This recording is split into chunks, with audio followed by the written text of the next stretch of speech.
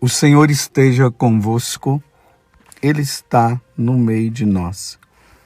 Proclamação do Evangelho de Jesus Cristo, segundo Lucas. Glória a vós, Senhor. Naquele tempo, Jesus dirigiu-se a uma cidade chamada Naim. Com ele iam seus discípulos e uma grande multidão.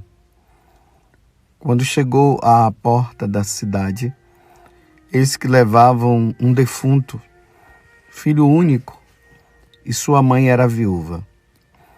Grande multidão da cidade a acompanhava. Ao vê-la, o Senhor sentiu compaixão para com ela e lhe disse: "Não chores." Aproximou-se, tocou o caixão e os que o carregavam pararam. Então Jesus disse: "Jovem, eu te ordeno, levanta-te." O que estava morto sentou-se e começou a falar. E Jesus entregou à sua mãe. Todos ficaram com muito medo e glorificavam a Deus, dizendo: "Um grande profeta apareceu entre nós, e Deus veio visitar o seu povo." E a notícia do fato espalhou-se pela Judéia inteira e por toda a redondeza. Palavra da salvação. Glória a vós, Senhor. Meus irmãos e minhas irmãs, estamos mais uma vez fazendo a nossa caminhada junto com o nosso Senhor. Na medida que nós vamos caminhando com Jesus, nós vamos abrindo o nosso coração. E Jesus, ele vai nos falando. E na medida que ele fala, nós o ouvimos e vamos pondo em prática. E aí nós vamos nos aperfeiçoando na nossa fé. Hoje o Evangelho está numa cidade que se chama, essa cidade aqui, uma cidade pequena chamada Naim. Geralmente quando nós fazemos a peregrinação, nós passamos perto da entrada desta cidade. Bem, da última vez que eu fiz a peregrinação, não se podia entrar nessa cidade, porque ela está nas mãos dos muçulmanos e por isso há um impedimento dos peregrinos irem lá. Eu soube um tempo que parece que estava aberto para a peregrinação, mas eu não sei se abriu de novo. Então fica perto ali das mediações do Monte Tabor. Então, antes de nós chegarmos no Monte Tabor, tem essa cidade chamada Naim. E é ali que Jesus vai passando e encontram esse cortejo onde era levado um jovem, um filho único. A mãe era viúva. Olha bem que situação que aquela mulher estava.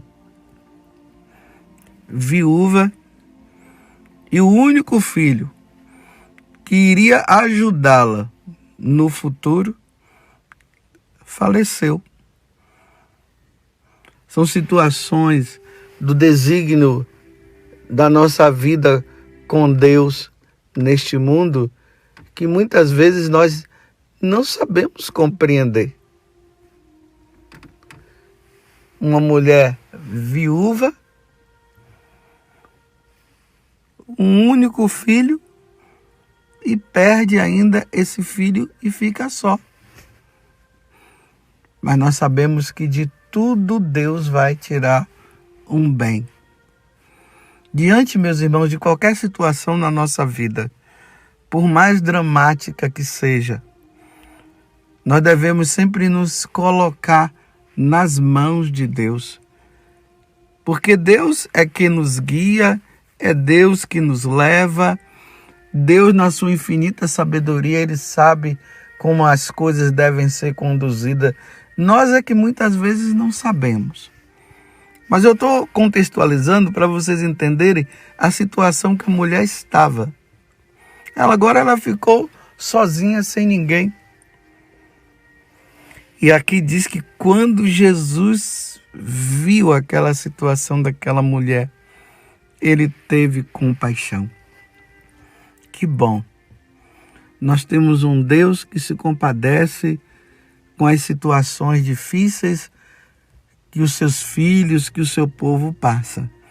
Quantas vezes nós ouvimos essa palavrinha nos evangelhos, que o Senhor teve compaixão.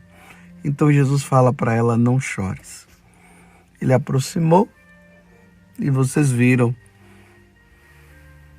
ele tocou no esquife e o jovem ressuscitou. Voltou. Jesus ali, além dele ter compaixão da mulher, ele estava mostrando que ele, como Senhor e como Deus, ele tem poder sobre a morte. Foi isso que aconteceu no dia que ele morreu na cruz. Jesus venceu a morte. Jesus matou a morte. E isso para nós é motivo de muita alegria, porque agora nós sabemos, se nós morrermos em Deus e na fidelidade a Deus, nós iremos ressuscitar para vivermos com Ele. Mas também aqueles que não andarem com Deus e levarem uma vida errada, também irão ressuscitar, mas só que irão ressuscitar para o padecimento eterno. Tudo está nas nossas mãos. É nós que vamos decidir. Diante da morte de Deus, em especial essa segunda pessoa da Santíssima Trindade, Jesus, que Ele nos salva e salvou a todos. Agora cabe a nós darmos uma resposta se nós queremos segui-lo ou não. Mas aqui tem um detalhe, né? Esse jovem, ele morreu, ressuscitou e ressuscitou para essa vida. Significa que depois ele morreu definitivamente. Porque quando nós ressuscitarmos um dia, nós não iremos ressuscitar para esta vida, para este mundo. Nós iremos ressuscitar para a vida eterna. Nós iremos ressuscitar, e se nós formos fiéis, nós iremos para onde Deus está. Mas como eu disse antes, se nós não levarmos uma vida santa, iremos ressuscitar da mesma forma. Mas não para a vida eterna com Deus, mas para a vida eterna sem Deus. Por isso que nós professamos a nossa fé. E anteontem, nós professamos a nossa fé no domingo passado.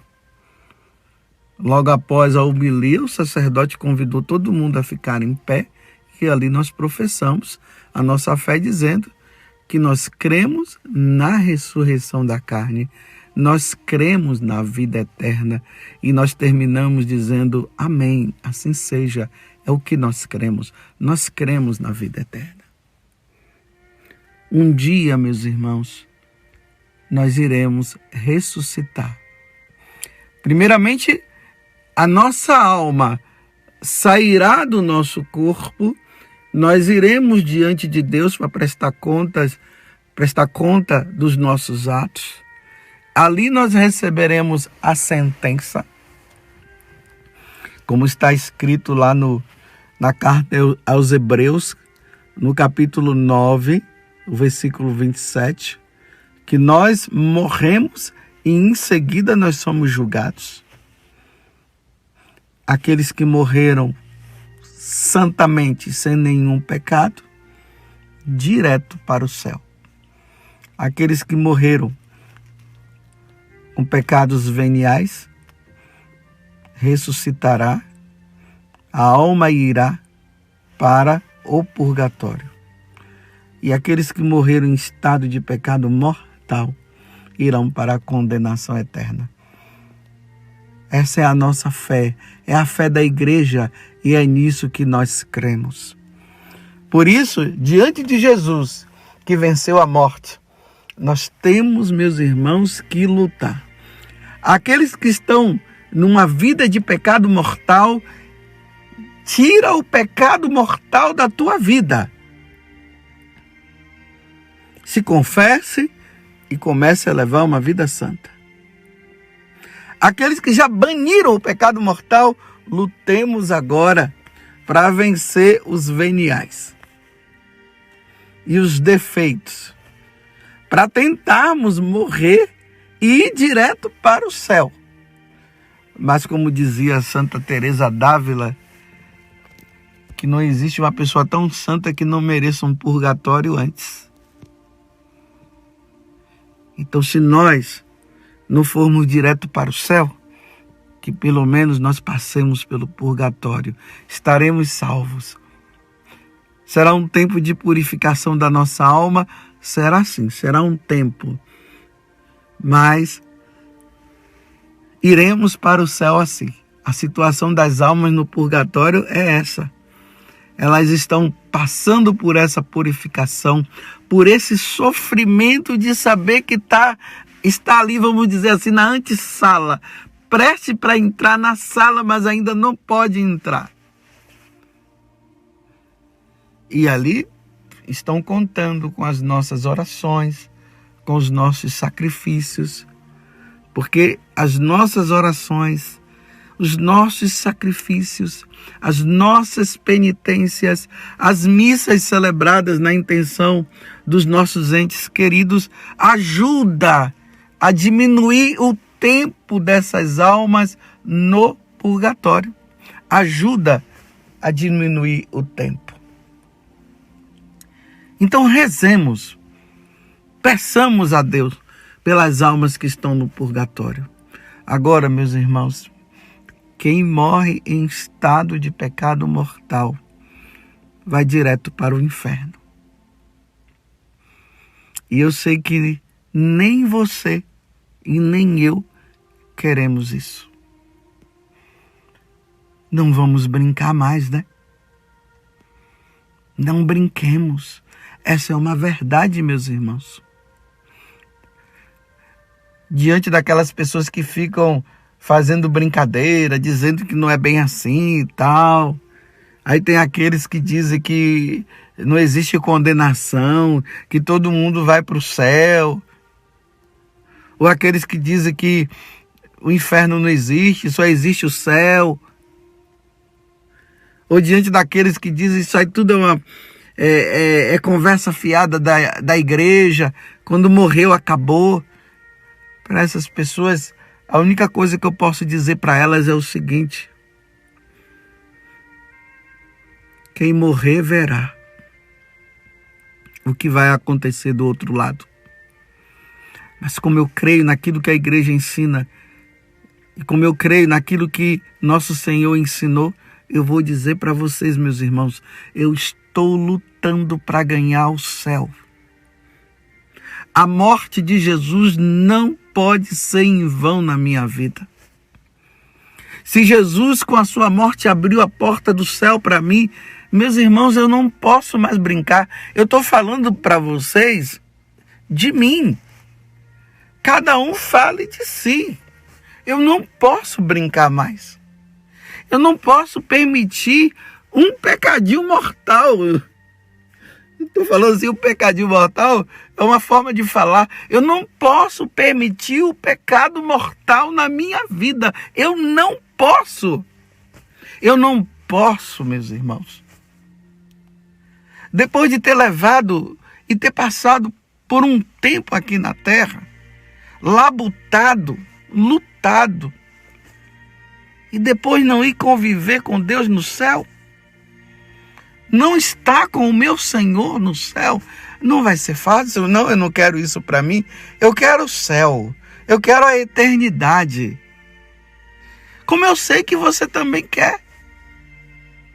Jesus provou que ele, sendo Deus e ele é Deus, ele tem o poder sobre a morte. Você viu aí o caso, essa situação desse rapaz que foi ressuscitado, mas não esqueçamos de Lázaro e tantos outros. Mas só que aquela ressurreição ali que aconteceu, ainda não foi aquela ressurreição que iria acontecer quando Jesus morresse na cruz. Porque essa ressurreição é para esta vida. Eu repito, tanto que eles morreram de novo. Agora a outra não. Morreu, passou para o outro lado, não tem mais como voltar para essa vida não. Agora é vida eterna. Vida eterna, com Deus ou sem Deus. E aí vai chegar um dia que o nosso corpo, que será depositado lá no cemitério, um dia o Senhor vai fazer com que esse corpo se erga e esse corpo mortal, ele vai ressuscitar glorificado e vai ao encontro da nossa alma que já estará do outro lado. A alma que estiver no céu, o corpo vai se juntar. Isso é o juízo universal, o julgamento universal. Vai se unir com a alma que já está no céu e vai permanecer no céu. As almas que estiverem no purgatório, então esse corpo vai se erguer, vai ressuscitar, vai se unir com as almas, com a alma que está no purgatório, e aí vai para o céu. E aí o purgatório vai desaparecer.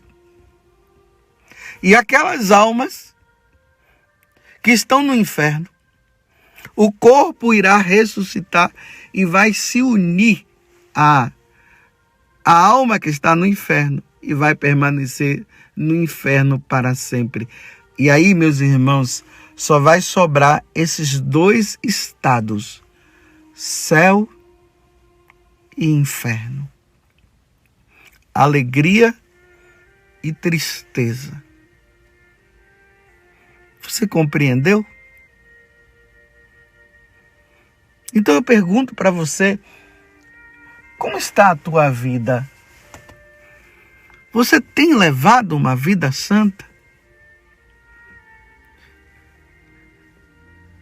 Meu irmão, você vai largar esse pecado? Tem pessoas que estão aí com o pecado mortal. Ela está colocando em perigo a salvação da alma dela. E em vez de ela procurar imediatamente um sacerdote para confessar, não, vai deixando. Tem aquelas que o demônio tem colocado medo. E a pessoa fica com medo, não vai confessar não, que o padre vai ficar assim. Minha irmã, o padre não vai ficar assim e nem assado. Mas se ele ficar assim e assado, não tem problema, se confessa. O importante é você receber a absolvição e voltar à graça de Deus. Vamos parar com essa brincadeirinha aí.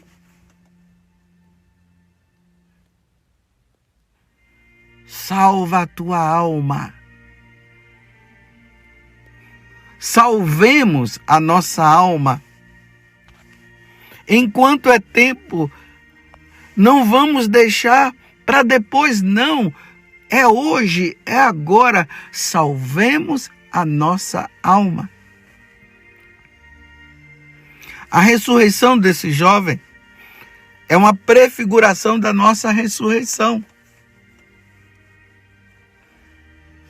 Mas aí eu pergunto para você, a vida que você está levando hoje, se Jesus chamasse você agora, para onde você iria? Direto para o céu? Para o purgatório, embora indo para o purgatório estaria salvo, mas o tempo de purificação também não é fácil, mas estaria salvo? Ou você iria para o inferno? Se a tua vida, meu irmão, te leva para o inferno, então se confesse. Por amor a Deus, pare de ofender a Deus e leve uma vida santa.